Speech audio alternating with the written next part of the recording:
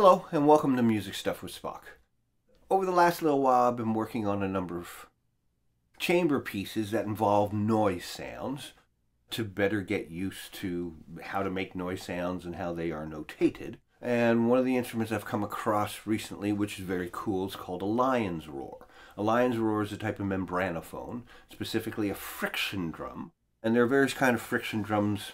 They appear in many different primitive cultures. In Europe, they showed up around the 16th century in various forms, usually with a little stick attached to a drum head, and then you rub the stick, similar to a cuica, and you get a certain sound. Eventually, it was expanded to larger drums, and I think the old-fashioned lion's roar had a leather head, and you drew a large string through it and made a roaring sound. The modern lion's roar revamps a drum, and you put a little hole in it, you put a string in it, and originally they used to draw the string through it, but that has an unfortunate tendency to eat away at the head and also frays the string.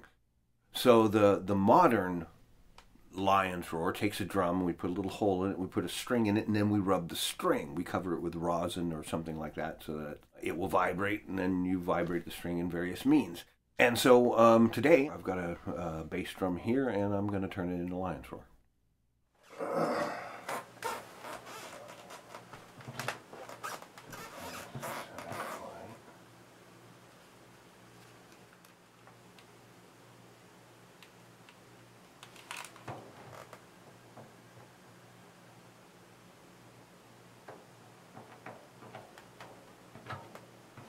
There we go. Change the sound of the bass drum at all.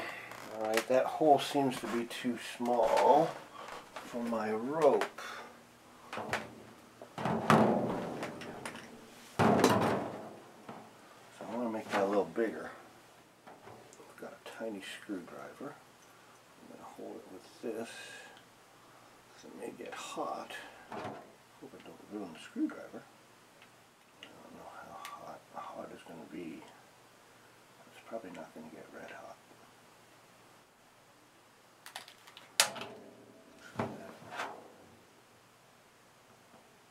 Oh, that seems to work. Ooh, there's a little hole. Now we want to get the string through the hole.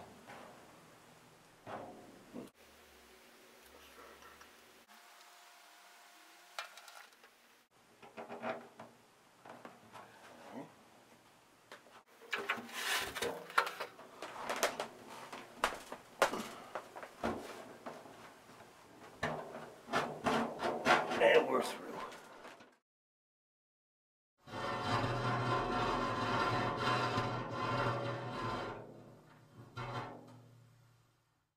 Alright. Now apparently the simplest thing you can do is just tie a knot here, so I'm going to start with that. And then eventually I may experiment with something else. That should keep it from going through the hole. So.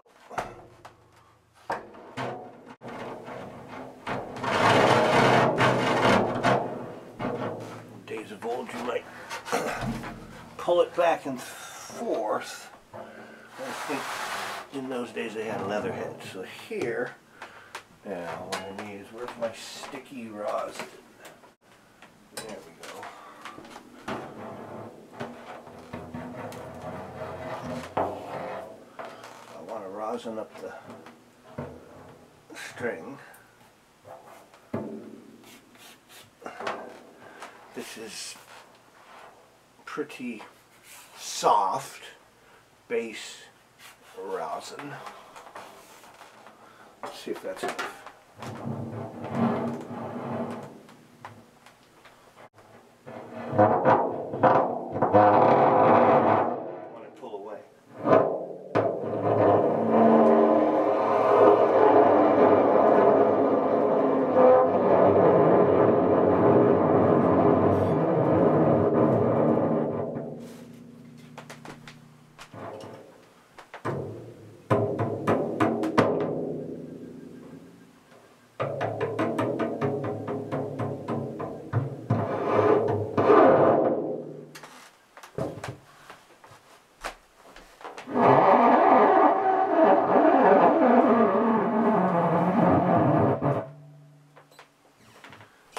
happens if I make this 1 foot shorter?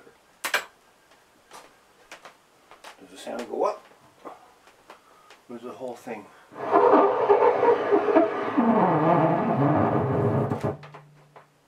Don't think it changes that much. Well, I'm going to have to learn how to live that. And once you have the string in, you can still, although it's on the ground, so that's going to make it sound a little different.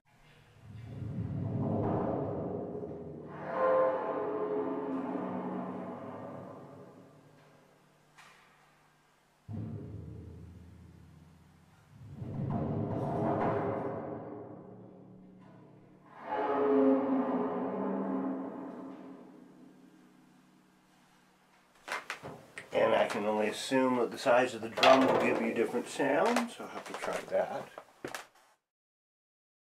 So I've been playing around with this, and one of the things I've done is I have replaced the twine that I used with a smaller, smoother string.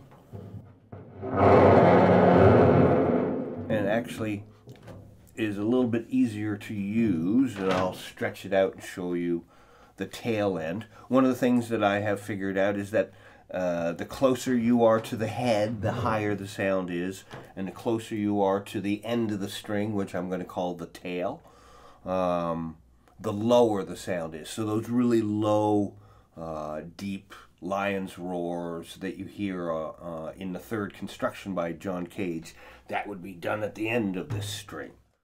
Since the string is a little smaller, I made a larger knot and put a little piece of twine inside so it would have a nice heavy knot to stay in there. And I've done a little bit of thinking about how to notate this, other than just purely standard notation on one line with dynamics. And I guess on the opposite end would be a purely graphic representation of it. I've come up with 5 kind of hybrids in between. The first one would be standard notation with some kind of descriptive words above. Middle of the string, at the tail, at the head, squeaky sounds, string noise, and stuff like that. Could do a combination, okay, and that could be on a single line. You could do a 5-line staff and try to approximate the low to high by the placement of the notes, so almost the pitches of the notes, and then the rest of it would be in standard notation. Probably also with some kind of descriptive phrases. You could do a combination of a standard notation and showing where you are on the string, which seems to be the biggest thing on changing the sound, where you play it on the string, plus how much pressure and stuff like that. So that could be shown graphically on top. So you'd have a combination of standard notation with graphics on top. And an offshoot of that would be standard notations with a graphic notation depicting the sound. I was trying out different kind of graphics. One where the thickness has something to do with the volume. I could do another one where you are on the string, and I didn't draw that out. Another one would have combination of dynamics and just where on the string it was placed in terms of high and low. So there are a number of different things you could do to try to make your notation a little bit more exact. And what I'll do is I have a few examples that I've already recorded, and I'm going to try to notate some of those with some of those ideas and show them as this goes on. So you can get some soft sounds by just lightly pulling on the string. And you add a little bit more pressure and you start to get the lion's roar effect.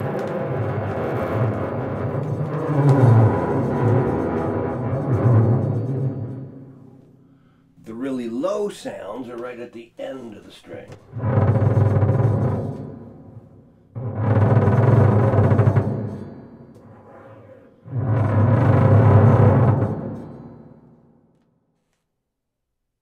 And the closer to the head you get, the higher the sounds.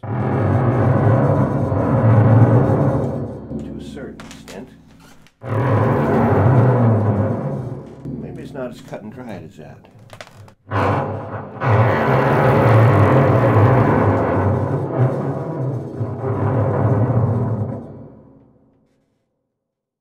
definitely is more low end towards the end of the string. The little screeches, that happens near the head. Dynamics. Quiet. A little louder. Very loud. Not a huge variation, but it will take some practice, I can only assume. Now, one of the frustrations I found over the last week is trying to find how to notate for a lion's roar, and there are a number of famous pieces that have lion's roar in them. However, most of them just have the duration of the note, and the player takes care of all the other parameters. They'll know what to do with it. And that's more of an experimental music thing, whereas I want to write an avant-garde piece with very specific sounds. You can use little glissando lines for up and down, but there doesn't seem to be any standardized notation on these things, or at least not that I've found so far. If anyone knows of a proper notation for these instruments, please let me know in the comments, and I'll make that known, and I'll start using that. Until then, I think I'm going to have to make up my own notation. So let's see what happens there. The lion's roar itself is a very neat instrument. It gets a number of different sounds, most of them squeaky, aggressive, haunting kind of sounds. But you can get some subtle sounds out of them as well if you use, I guess, what would be considered extended techniques for the lion's roar. So we'll take a look at a few of those right here. Now, the lion's roar needs a fair bit of room to play. The string is in.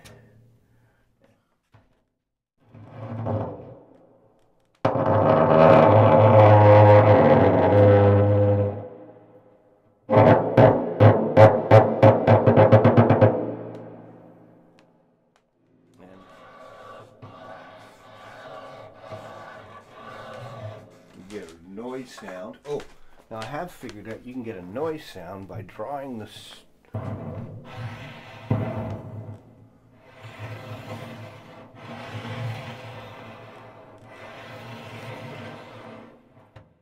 You can also thump the string.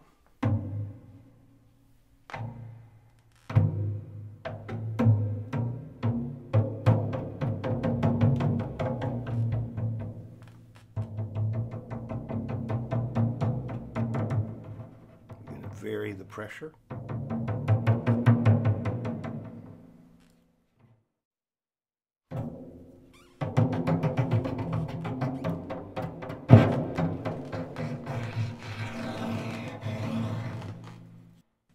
Now, how did I figure out? Oh, yeah. If you just pull the string, you get the normal lion's roar.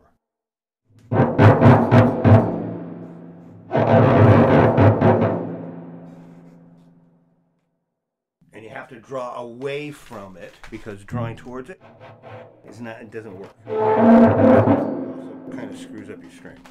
Now, what was this? If I hold it at a particular place and then do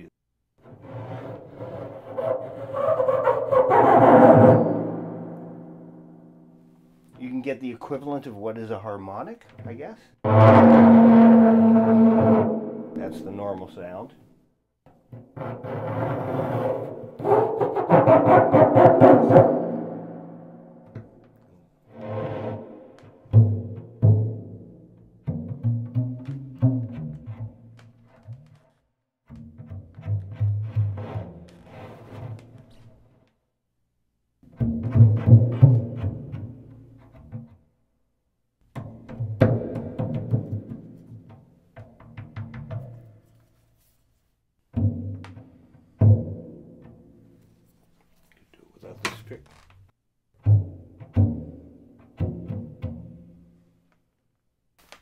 Mute it.